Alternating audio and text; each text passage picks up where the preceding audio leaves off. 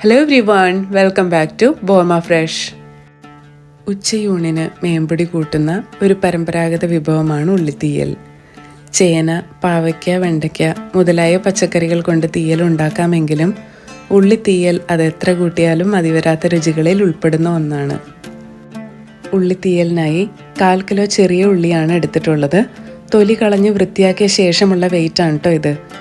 ഉള്ളി തീരെ കനം കുറച്ചുമല്ല, എന്നാൽ ഒത്തിരി കനം കൂട്ടിയുമല്ലാത്ത രീതിയിൽ ഇതുപോലെ അരിഞ്ഞെടുക്കുക. ഒരു നെല്ലിക്ക വലുപ്പത്തിലുള്ള പുളി വെള്ളത്തിലിട്ട് വയ്ക്കുക. അടുത്തത് വറവിനായിട്ടുള്ള കാര്യങ്ങളാണ്. ഇതിനായി 1/2 ടീസ്പൂൺ കടുകും 2 തണ്ട് കറിവേപ്പിലയും 1 പച്ചമുളക് വട്ടത്തിലരിഞ്ഞതും പിന്നെ 2 മുറിച്ച 4 വറ്റൽമുളകുമാണ്. ഇതെല്ലാം വറുത്തരക്കാനായിട്ടുള്ള ചേരുവകളാണ്.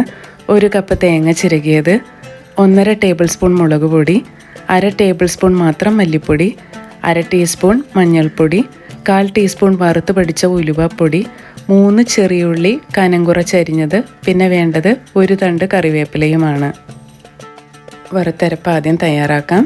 ഇതിനു വേണ്ടി ഒരു പാനിലേക്ക് 2 ടേബിൾ സ്പൂൺ വെളിച്ചെണ്ണ ഒഴിച്ച് ചൂടായിട്ട് വരുമ്പോൾ ചിരകിയ തേങ്ങ ഇട്ട് കൊടുത്ത് ഇളക്കി കൊടുക്കുക. ഇതിലേക്കിനി അരിഞ്ഞു വെച്ചിട്ടുള്ള 3 ചെറിയുള്ളിയും കറിവേപ്പിലയും കൂടെ ചേർത്ത് വഴറ്റിയെടുക്കണം. ചേർത്തിരിക്കുന്ന തേങ്ങ ലൈറ്റ് ബ്രൗൺ കളറിൽ നിന്നും ഡാർക്ക് ബ്രൗൺ കളറിലേക്ക് എത്തുമ്പോൾ മാത്രമേ ഇതിലേക്ക് പൊടികൾ ചേർക്കാവൂ. ഇപ്പോൾ തേങ്ങയെല്ലാം നല്ല ക്രിസ്പിയായി വന്നിട്ടുണ്ട്. ഈ സമയം ഫ്ലെയിം ഓഫ് ചെയ്ത ശേഷം മാത്രം പൊടികളെല്ലാം ഇതിലേക്കിട്ട് ചട്ടിയുടെ ചൂടിൽ കരിഞ്ഞു പോകാതെ നന്നായി മൂപ്പിച്ചെടുക്കുക.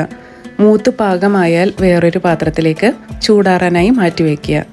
തണുത്ത ശേഷം ഇത് വെള്ളം തൊടാതെ വേണം അരച്ചെടുക്കാനായിട്ട്.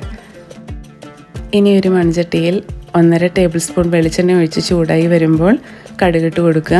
അതൊന്ന് പൊട്ടി വരുമ്പോൾ ഇതിലേക്ക് കറിവേപ്പിലയും വട്ടത്തിലരിഞ്ഞു വെച്ചിട്ടുള്ള പച്ചമുളകും വറ്റൽമുളകും കൂടെ ചേർത്ത് കൊടുക്കണം. പിന്നെ ചേർക്കേണ്ടത് ചെറിയുള്ളിയാണ്.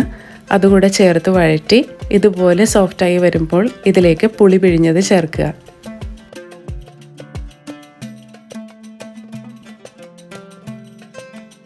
പുളിവെള്ളം നന്നായി തിളച്ച് ഉള്ളിയുമായി ചേർന്ന് വരുന്ന സമയത്ത് അരച്ച് വെച്ചിട്ടുള്ള അരപ്പ് ചേർത്ത് വഴറ്റിയെടുക്കണം.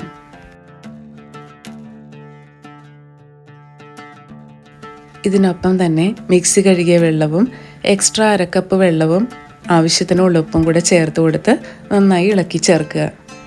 ഇനി ഇതിലേക്ക് എല്ലാം ബാലൻസ് ചെയ്യുന്നതിന് മാത്രമായി 1 ടേബിൾ സ്പൂൺ ശർക്കര കൂടെ ചേർത്ത് കൊടുക്കുന്നുണ്ട്. ഇത് ഓപ്ഷനാണ് കേട്ടോ, നിർബന്ധമില്ല. ഇപ്പോൾ ഇതിൻ്റെ എണ്ണയെല്ലാം തെളിഞ്ഞ് നന്നായി കുറുകി വന്നിട്ടുണ്ട്. ഇനി ഇതൊരു സെർവിങ് ഡിഷിലേക്ക് മാറ്റാം. അങ്ങനെ വളരെ സ്വാദിഷ്ടമായ ഉള്ളിത്തീയൽ റെഡിയാണ്.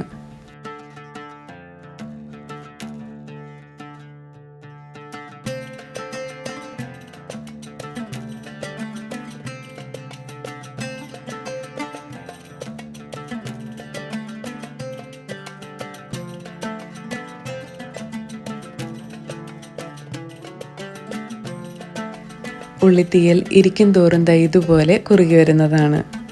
എല്ലാവരും ഒന്ന് ട്രൈ ചെയ്ത് നോക്കുക. എന്നിട്ട് അഭിപ്രായം തീർച്ചയായിട്ടും അറിയിക്കുക.